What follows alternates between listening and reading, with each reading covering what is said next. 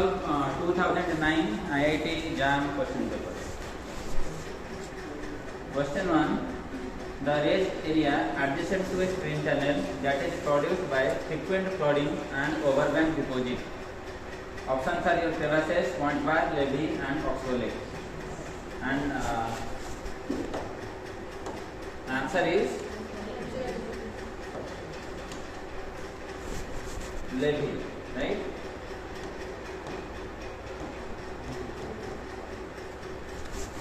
So others, these are not your levee is answer, and your oxbow lake. Oxbow lake, this is associated with meandering river. When your meandering river get detached from the main river or main stream, it produces your oxbow lake. Then point bar, it is a depositional feature.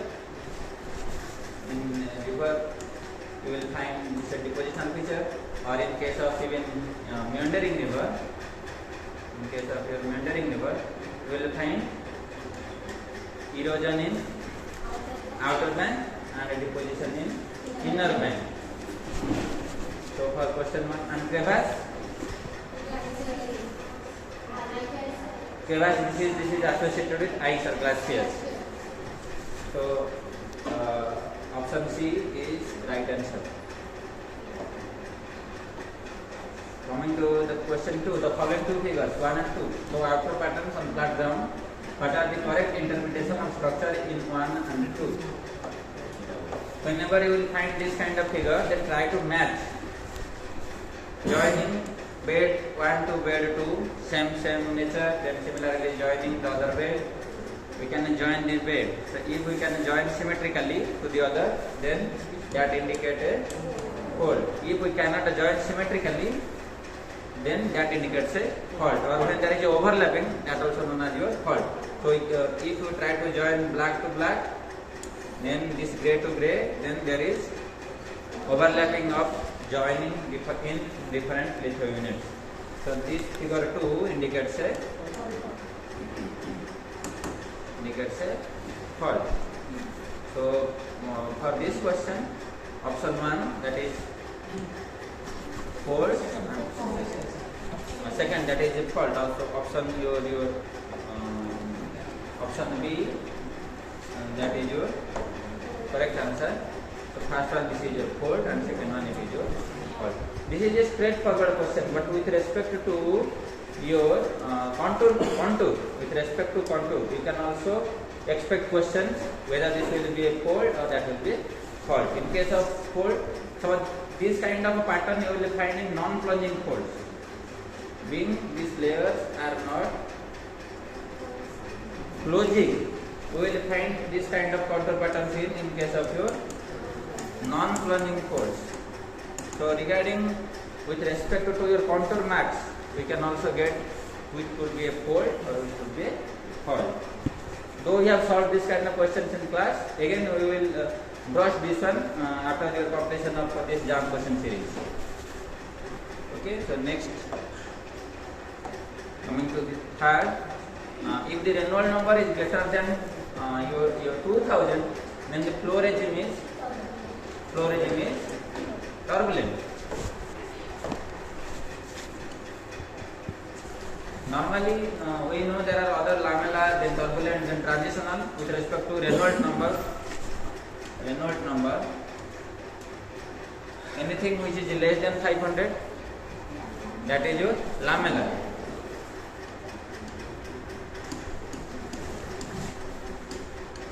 Then in between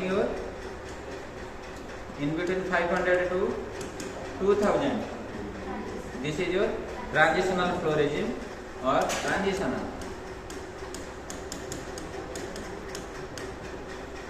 So Reynolds number greater than 2000 is your turbulent flow. So option B, if the Reynolds number is greater than 2000, then flow regime is turbulent. And coming to the next one, which of the following is a product of Euler processes, means wind processes, right? Wind processes. Here point bar associated with river deposit, then tillite, this is glacial deposit, calcrete, this is the ground dater associated with ground dater. Then remaining the option D, lowest, this is your Avalian processes or lowest found by Avalian processes. This lowest, or even we will call it as your dune. We have discussed types of dune, your transpersonal dune, and longitudinal dune, and star dunes. So lowest, this is a product of unity deposit.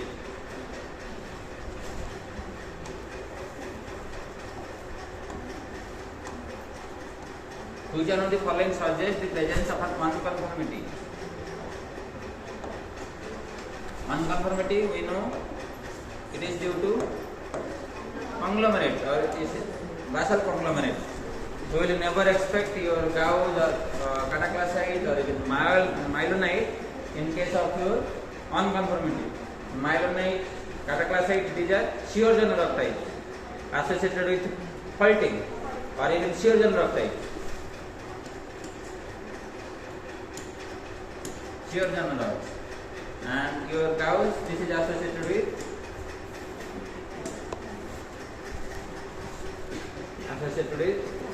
fault.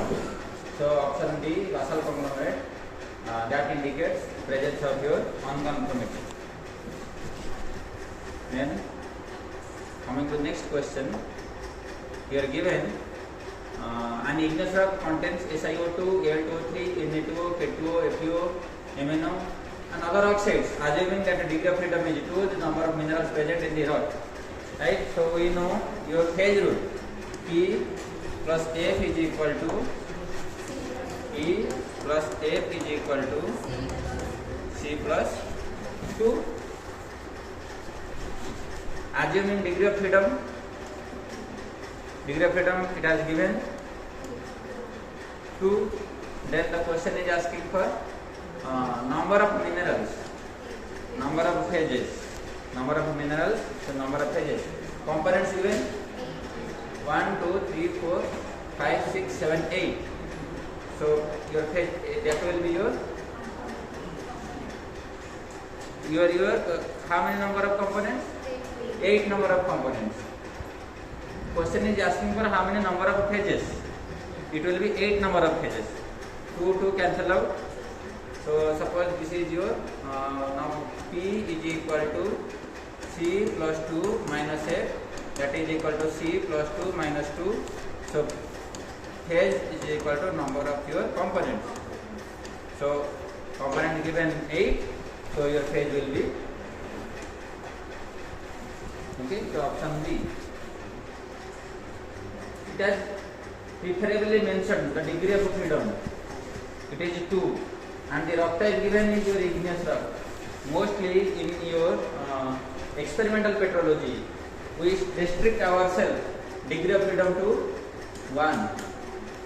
Sometimes if it is igneous rock and if it is experimental petrology, then we cannot use the P plus F is equal to C plus 2 formula.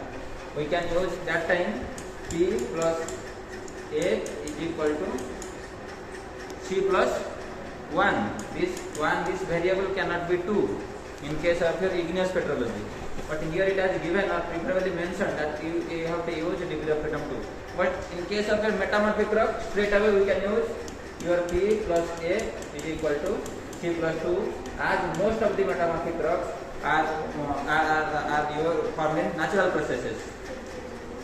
So temperature, your composition, your pressure, they are your variables.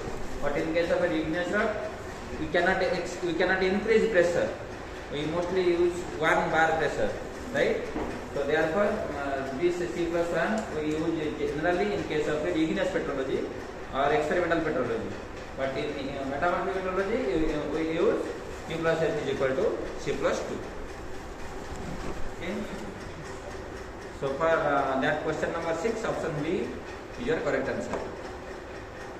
Then coming to the next figure, following 2 figures, 1 and 2, show the optical indicatrix of uniaxial crystals. Which one of the following representation is correct? So indicatrix, right? We know indicatrix means this is associated with velocity as well as sometimes with refractive index. And in case of uniaxial mineral, positive is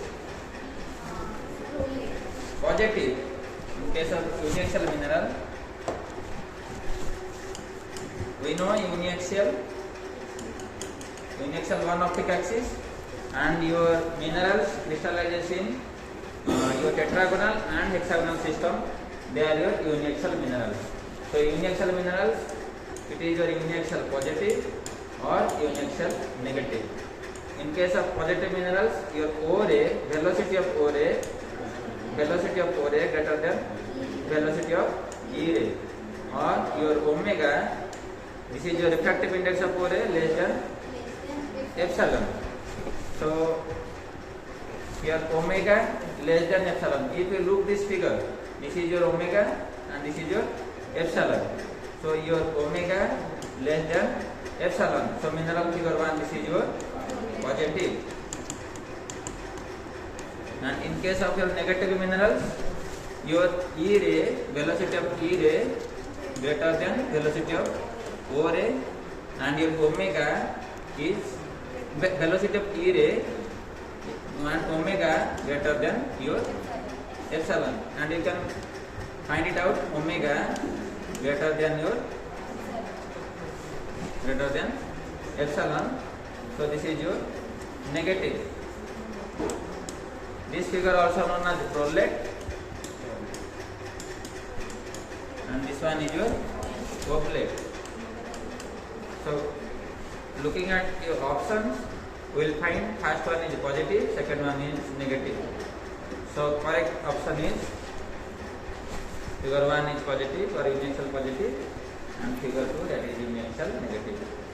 Correct option is your option A.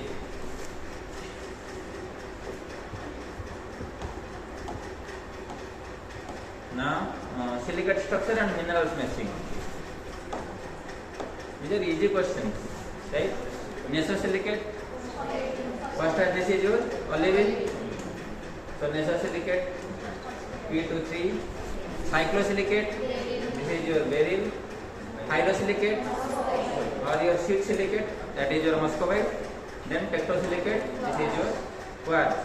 Q23, Q24, Q23, Q24. Then R2, option C is your correct answer, right? Then the next one, a rock containing equal proportions of plagioclase, pyroxene and olivine. Plagioclase, pyroxene and olivine, this is your basic rock. This is your basic rock. And if it contains, then basically they will give you your gabbroic rock. Gabbroic rock. Your gabbroic rock. And options given is your gabbroic rock, norite. So norite will be your right answer. Anorthosite, this is monomineralic rock, plagioclase. Then lignite, this is your monomineralic rock again, and it is composed of olivine. And laerzolite, this is plagioclase and pyroxene. This constitutes your plagioclase and pyroxene, or olivine and pyroxene. This is your olivine and pyroxene. This is not plagioclase and pyroxene. Rather, laerzolite, this is your olivine plus pyroxene. And norite, this is your plagioclase, pyroxene and olivine. Kindly look your triangular diagrams, triangular figures. Questions are coming from this section, right? For your igneous rock, for your volcanic rock, for your ultramafic rock, for your ultrabasic rock. So just look at your different triangular diagrams, QAP diagrams and QAP diagrams, right? Then coming to the next question, which of the following is an ore mineral of uranium? Pitchblende. Option B. Sphalerite, this is ZNS. ZNS, it is your zinc.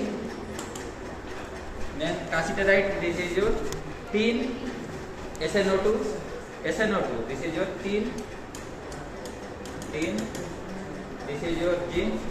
Then ultramite, this is your tungsten. This is for your tungsten.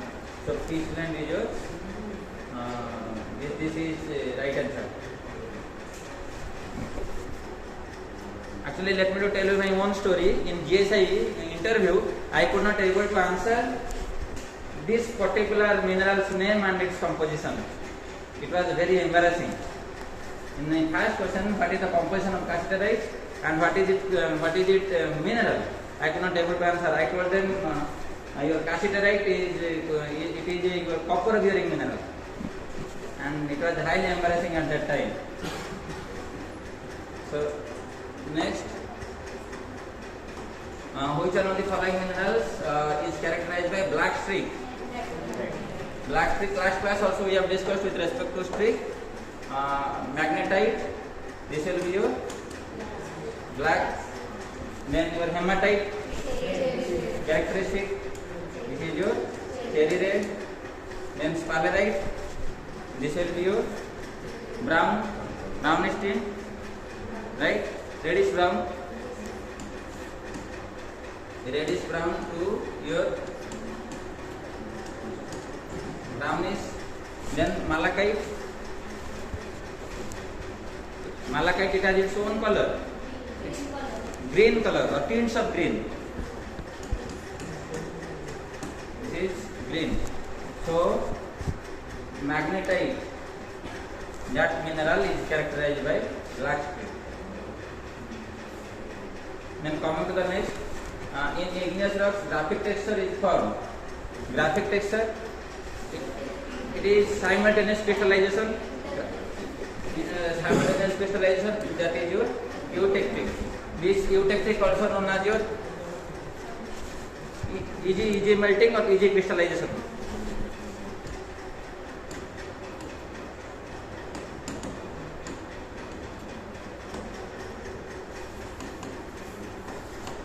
Because the presence of one mineral, your reduces your boiling point as well as your crystallizing point of the other mineral. Means crystallization temperature decreases subsequently or significantly the crystallization temperature of other minerals. So therefore the name, that is easy melting or easy crystallization. Then peritectic.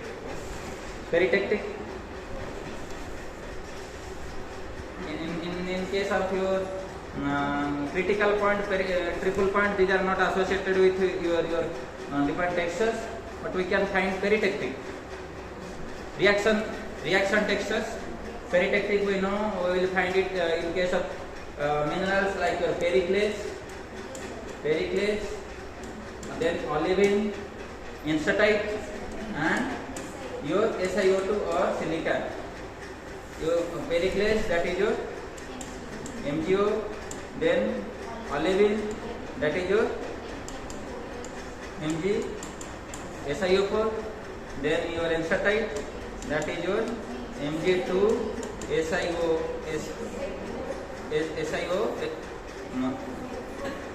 into Si2O6, then SiO2. So in case of peritectic, we will find a reaction textures. We will find sometimes even your. So reactions may not complete or may complete. If reactions is incomplete, you will find olivine associated with undersaturated rock. Associated means olivine and quartz, they are undersaturated, but their association indicates their reaction texture. Okay.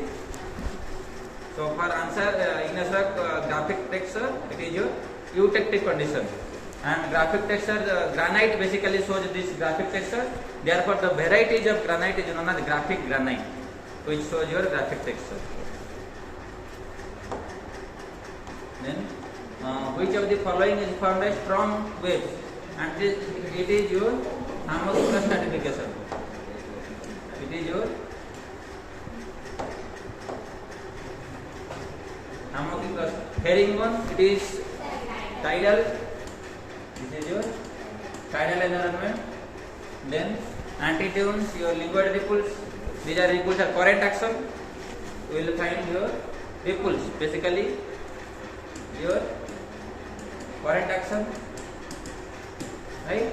So Hamosutra stratification you will find in case of your prone nodes. Antitunes, This is in upper flow region. In Froude's number, upper flow region, you will find upper flow region. This is in upper flow region. So answer option D is your correct answer for question number 19. Then coming to the next question, which one of the following assemblage is characteristic of the eclogite phases? Eclogite means high temperature, high pressure, and eclogite is characterized by your opposite and garnet and your opposite garnet and your pyrogarnet and your opposite. Opposite, this is a pyrogen, and so opposite and garnet. So pyrogarnet and opposite. So option C. Hornblende, plagioclase, staurolite. Hornblende, this association you will find in hornblende means amphibolic phases. This may you will get in. Then your orthopyroxene, clinopyroxene, plagioclase or granulate phases you will find. That is your 2-pyroxene granulate. This is your 2-pyroxene granulate. Then this is your eclogite. Then actinolite, fluorite, epidote, albite. These are green cyst phases. Green cyst, fluorite, epidote, albite association indicates green cyst phases association, right? Then tin and tungsten mineralization is commonly associated with granite, and for this fractionated granite, highly fractionated.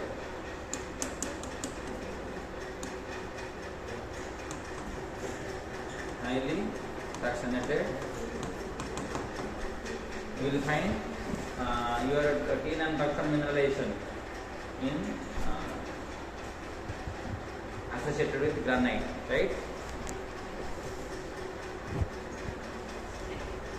Next, what is the porosity of sandstone with solid rock volume of 70%? We know porosity. Porosity is, what is porosity? Volume of a pores divided by total volume. Your porosity or phi, this is equal to volume of void by total volume. So if your solid rock volume is 70%, means volume of voids is 30%. So 30 upon your 100 gives rise to, so option C, the porosity of sandstone with solid rock volume of 70% is 0.3.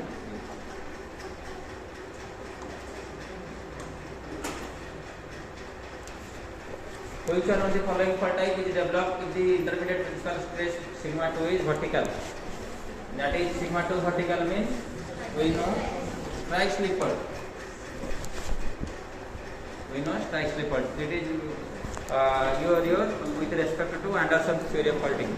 If sigma 1 is vertical, this is your normal fault. If your sigma 3 is vertical, then reverse fault. But subsequently this Anderson's theory of faulting, this is part of your Anderson's theory of faulting becomes obsolete. This theory becomes obsolete and it has been replaced by your symmetrical extension, asymmetrical extension and decollement processes.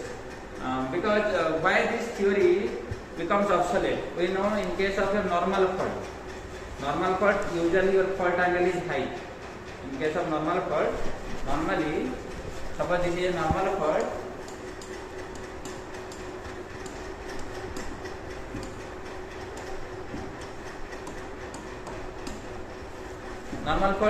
so this fault angle normally is high. And Anderson's theory of faulting tells that sigma 1 is vertical, sigma 2 and sigma 3 they are horizontal. But in case of basin and range province, that is in USA, basin and your range province, in basin and range province, we will find normal faults, but their angle of faulting is very low, or low angle of your fault associated with normal faulting. But Anderson's theory of faulting details, normal faults are usually associated with high angles of faults or high angles. But in case of basin and range province, scientists they are getting your normal faults associated with low fault angles or low fault length. Therefore, this theory is replaced by symmetrical extension model. So theories they are associated, you will find it symmetrical extension. I will cover this one in a separate class, right? So then asymmetrical extension, symmetrical extension or asymmetrical extension. The symmetrical method is known as your asymmetrical method is known as Wernicke's model. Wernicke model. Wernicke model. Symmetrical method it is known as your one is Wernicke model, other one is I could not recall the name. The scientist was Mackenzie's model. Yes, that is Mackenzie's model. Mackenzie's model. The symmetrical extension that gives rise to your normal faults having low angle fault. Then your asymmetrical fault they also give rise to your normal fault, sometimes low angle or sometimes high angle. That we will discuss in a separate video in separate session. But this Anderson's theory of faulting becomes obsolete after the arrival of this kind of model. Mackenzie's model or symmetrical extension model, Wernicke's model or asymmetrical extension model. Just recall this name. Sometimes you may get questions, right? Then, which one of the following is a middle Cambrian trilobite? Which one of the following is a middle Cambrian trilobite? Your oleanous, then paradoxite, then your oleanilus, then Hackers. So, in case of your middle Cambrian trilobite, that is option your paradoxite, option B. This is your. I am very much poor in paleontology, not much idea about paleontology. So, which one of the following is a middle Cambrian trilobite? That is your paradoxite. Okay, so paradoxite is middle Cambrian trilobite. If you ask me, then I cannot even justify the options sometimes because I am very poor in paleontology.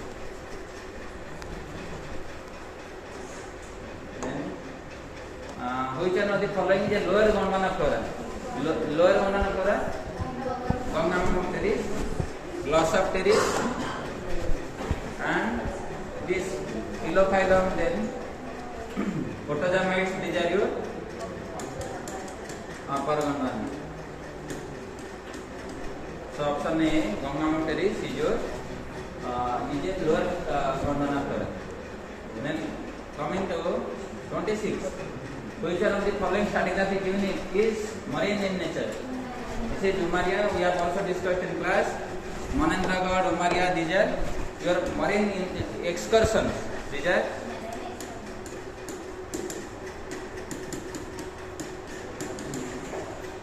you will find your marine deposits in associated with continental areas. So Umaria marine bed. Similarly, you will find. Right? Manendragarh, these are part of your marine excursion. But other Pali, Kamphi, Baren, actually all the four options, your Umaria, Pali, then Kamphi, Baren, all are from your Gondwana group, right? And Umaria, this is your marine in nature. Then, coming to question 27, the true dip of a limestone bed is 45 degree. True dip, suppose true dip is given 45 degree towards northeast. Northeast means assume it is also 45 northeast. Then the trace of this bed appears horizontal on a road section which is aligned perpendicular. If we draw any section which is aligned perpendicular to your deep direction, then we will find beds are horizontal. So if we draw the figure, suppose we will draw figure, your three-dimensional figure,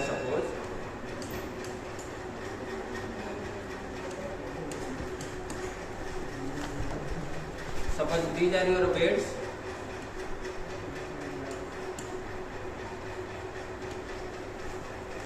And if we cut any section perpendicular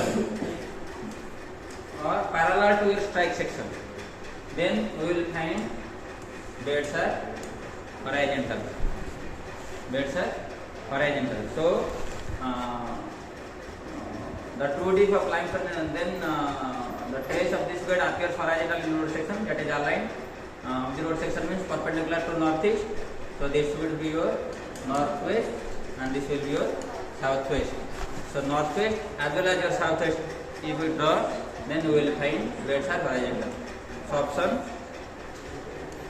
option C is your right answer for this question number 27. Then in a palisade cell, if the ambus curve is in such a way that the big points in an anterior direction.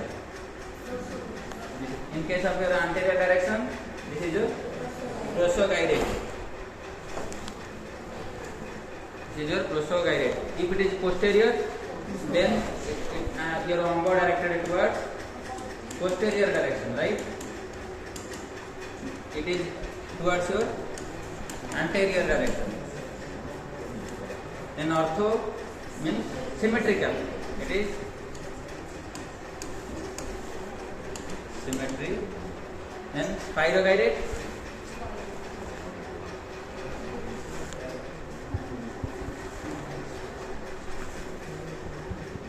I even don't know. I don't know anything, but it could be this.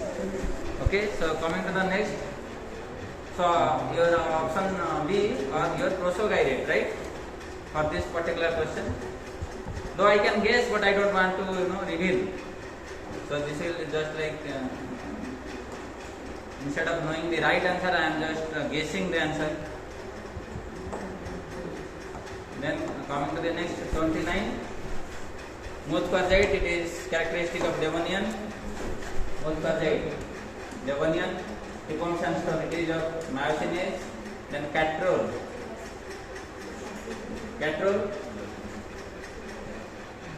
Pattamchari Catrolumia. Then this is your Jurassic age. Then nebulous bed, this is Cambrian. Pattamchari Catrolumia, these are your part of which succession? Koch succession. Triassic of Spiti, Jurassic of Koch, Cretaceous of Cretaceous. So Catrolums as Jurassic age. So R2 3, P2 4, P2 4. So option C is the correct answer for question. Right? Then coming to the next, what is the most commonly agreed age of Archean Proterozoic boundary? 2500 million year, also known as Eparchian non-conformity. Eparchian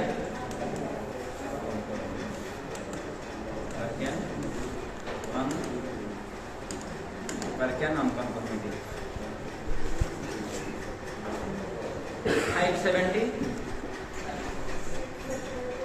This is your boundary between Proterozoic and Cambrian.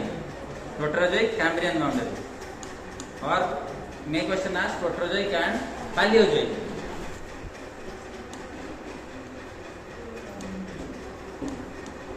Proterozoic and your Cambrian. Okay, and your 3500 and 1500, they are not matching with any your significant boundary of significant ages, right? So for option 30, option B. Then coming to the next. These are long questions. With this, we are finishing 2009.